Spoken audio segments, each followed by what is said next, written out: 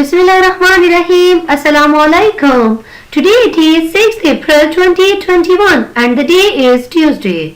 My dear students of class 5, it's your time to do your English comprehension work. So quickly open your diary of English comprehension. Today we have to do chapter number 4's readings from bare to feet, and then side by side we will do question number 2 and 3. So quickly open your book page number 30 and 31. We will start our readings from there. There was no ocean or river near their land. They also did not expect heavy rain to fall at that time. Nabi Nuh told them that they would not be laughing much longer. वो लोग बहुत हैरान थे कि यहाँ पर करीब ना तो किसी किस्म का कोई ओशन है या रिवर है. Then why Nabi Nuh is making this huge ark? And they were laughing at him. Nabi Nuh told them that they would not be laughing much longer. वो ज़्यादा देर तक नहीं हंस सकेंगे. Nabi Nuh took one pair of each animal that lived, a male and female. नबी नूह अलैहिस्सलाम ने हर किस्म के जानवर का एक एक पेयर लिया. He put all of the animals on the ark, from the biggest elephant to the smallest. You can see over here in this picture, there are a lot of animals and they are in the pairs. Okay, so from the biggest elephant to the smallest ant. Allah helped him to do that. One day the people heard a scary noise. एक दिन क्या हुआ? People heard a scary noise in the sky. It was loud thunder. एक बहुत बुलंद तूफान की आवाज थी. They also saw very bright lightning that got brighter and brighter. Seconds later, heavy rain started to fall. Springs begin to rise up under people's feet. Yes, till here you have to do your readings, and don't forget to watch my reading comprehension lecture number 1 of class 1, okay, from our Millat YouTube channel. Now we will solve our answer question. So quickly open your page of answer question and I will tell you from where you have to do it. Beta, question number 2 is, how did Nabi Nuh do what Allah told him to do? नबी नूह ने अल्लाह ताला के अहकामात के मुताबिक कैसे काम किया? इसका answer हमें मिलेगा पेज नंबर 29 पर. And question number 3 is, how did Nabi Nuh warn his people? इसका आंसर भी हमें मिलेगा पेज नंबर 29 पर. सो पेज नंबर 29 खोलें और मैं आपको फर्दर हेल्प आउट करूंगी. My dear students, the answer of question number 2 starts from here. He traveled from town to town talking to people. He told them to worship Allah alone. He also told them to stop doing bad things. Beta, I have already signed over here in the green outlining. Okay? और मैंने 2 भी यहाँ पर लिख दिया है. ये जो ग्रीन आउटलाइन में 2 में क्वेश्चन नंबर है, ये आपका क्वेश्चन नंबर 2 का आंसर है. ओके, अब हम देखते हैं answer of question number 3. Question number 3 में हमें ये पूछा गया था that how he has warned his people, कि उन्होंने किस तरह अपने लोगों को वार्न किया था.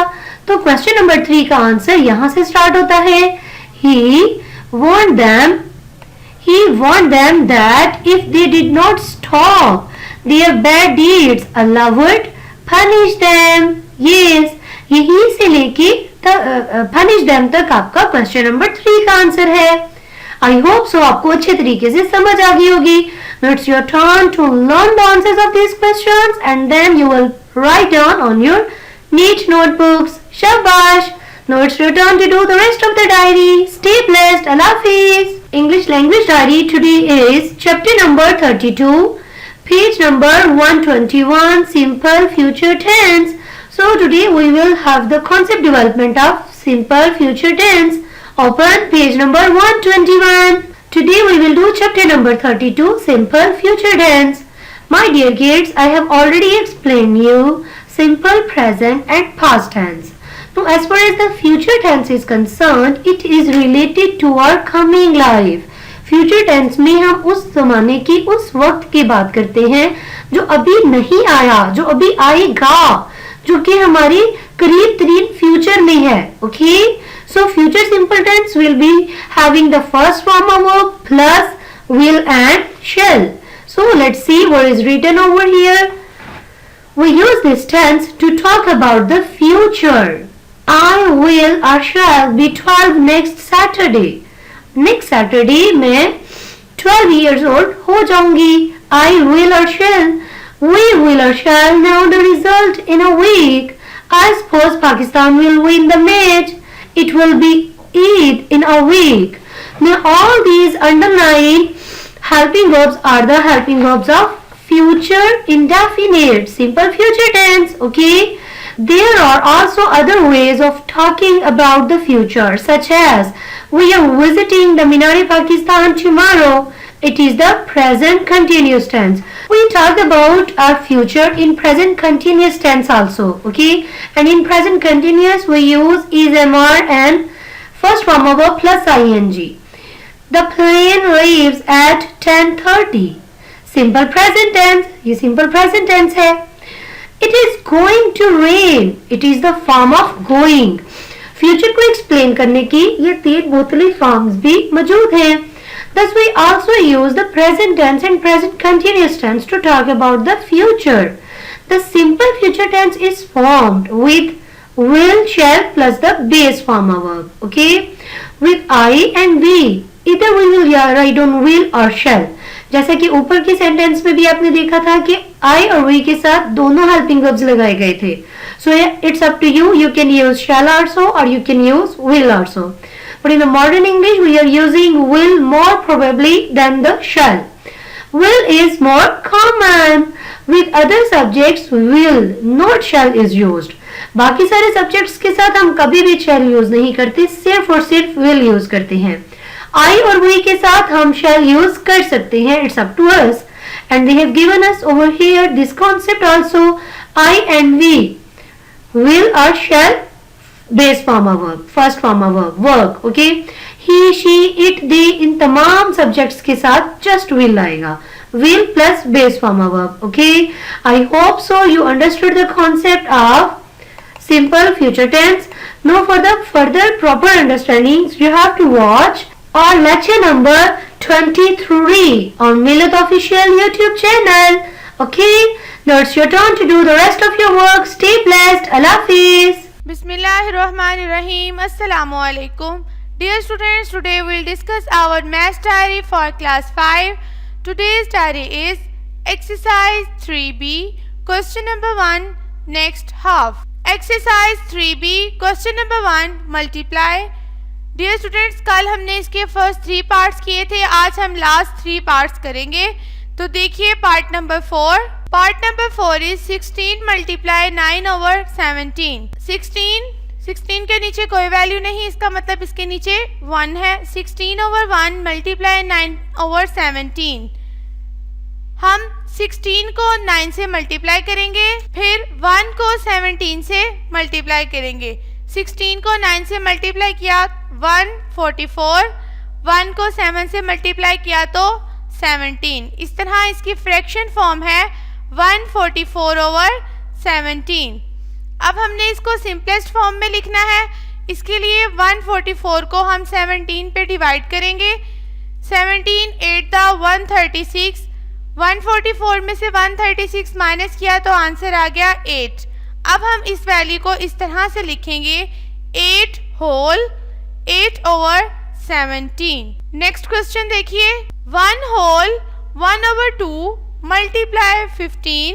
सबसे पहले हम 1 होल 1 ओवर 2 को सिंपल फॉर्म में लिखेंगे. इस 2 को 1 से मल्टीप्लाई करेंगे. 2 1 दा 2, इसमें ये वाला 1 ऐड कर देंगे. 2 प्लस 1 3. हमारे पास अब इसकी फ्रैक्शन फॉर्म आ चुकी है 3 ओवर 2. इसी तरह यहाँ पे हमारे पास 15 के साथ नीचे कोई वैल्यू नहीं, इसका मतलब यहाँ पे 1 है. तो 3 को 15 से मल्टीप्लाई करेंगे. उसके बाद 2 को 1 से मल्टीप्लाई करेंगे. अगर हम 1 को 2 से भी मल्टीप्लाई कर लें तो आंसर हमारे पास सेम ही आएगा. 3 को हमने 15 से मल्टीप्लाई किया तो हमारे पास आंसर आया 45. 2 को 1 से मल्टीप्लाई किया तो हमारे पास आंसर आ गया 2. अब इसकी कटिंग नहीं हो सकती तो हम इसको डिवाइड करेंगे.